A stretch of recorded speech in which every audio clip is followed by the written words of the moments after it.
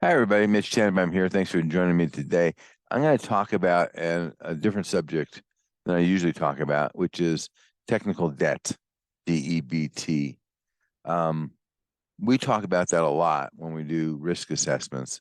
And I think we have probably the most public, visible example of technical debt in a long, long time um, over the holidays that we saw.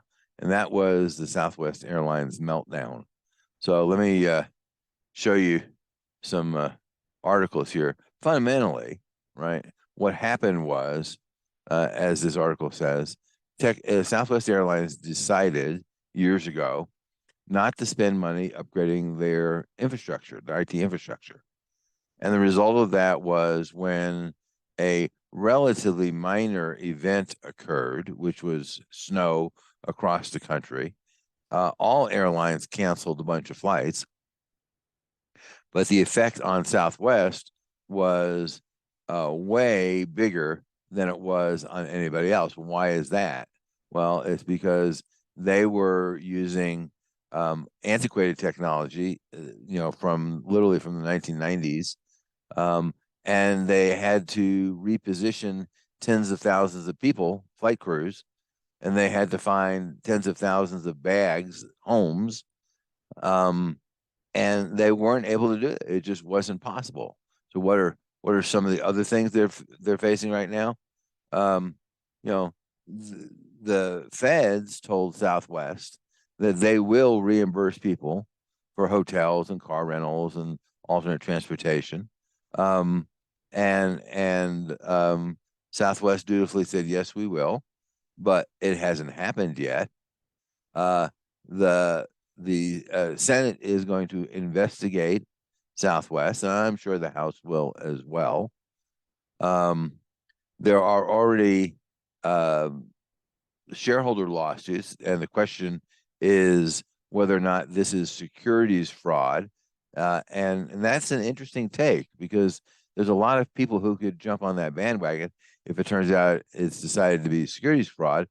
And it would be securities fraud because the Southwest knew there was a risk caused by them, quote, saving money by not upgrading their technology. Instead, by the way, what they did is they spent billions and billions of dollars buying back stock to prop up the price of their stock to keep their investors happy. And if they didn't disclose that, gee, we made a trade-off between, um, propping up the stock price and making your stock more valuable in the long run,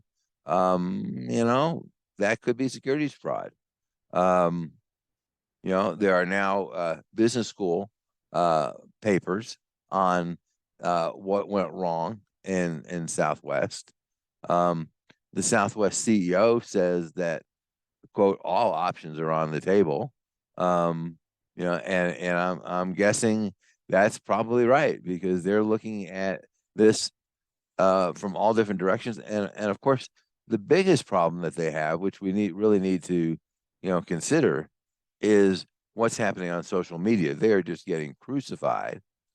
And I know that in terms of folks that were interviewed by the media, there were a lot of people who said they will never ever fly Southwest again. And I used to fly Southwest a lot. I'm much less inclined to fly them at this point in time, for sure. And I think that's kind of the biggest thing. The short term costs of this debacle to Southwest is going to be about $1 billion. Now, in fairness, right, they lost $3 billion in 2021. So, a billion here, a billion there, not a big deal, maybe, possibly. But I think the biggest challenge is going to be how do you get people to come back and fly on your airline after this absolutely horrendous thing? I mean, there were people who were talking about, they missed funerals, they missed weddings, they missed cruises. One couple that was interviewed had spent $25,000 on a cruise for an extended family, and because they couldn't get there, and because Southwest, in a way of saving money, has no agreements with other airlines to fly people on other airlines if they have problems. These people literally missed their cruise, And apparently, and I don't understand this, but it doesn't surprise me, I guess, the cruise insurance didn't cover that for whatever reason. It's the fine print in the insurance contract that says, well, a meltdown of the airline doesn't count or whatever. Um, but between the shareholder lawsuits, the Department of Transportation investigating them, Congress and the Senate investigating them, and people's sentiment, this will cost them multiple billions of dollars. Now, why did they not go off and spend money fixing the technical debt?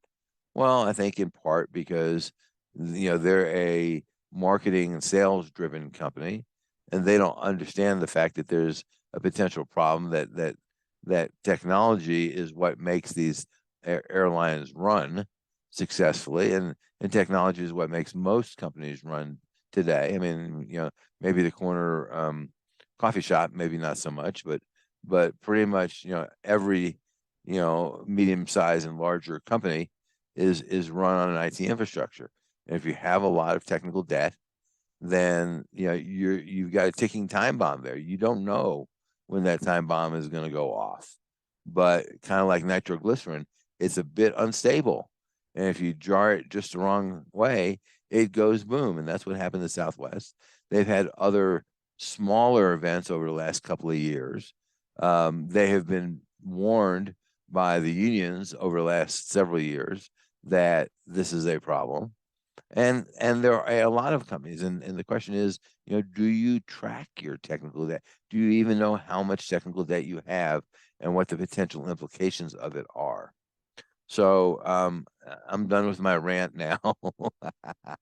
But if you need help trying to figure out how to get your arms around technical debt, and it can be a hard problem, don't want to minimize that. Give us a holler. We'd be happy to help you with that. It is doable, but it ain't easy. So if this makes you kind of have a different way of thinking about technical debt, then that's probably a good thing. And give us a call. Thanks. Turnkey Cybersecurity and Privacy Solutions offers the complete cybersecurity program for small to medium-sized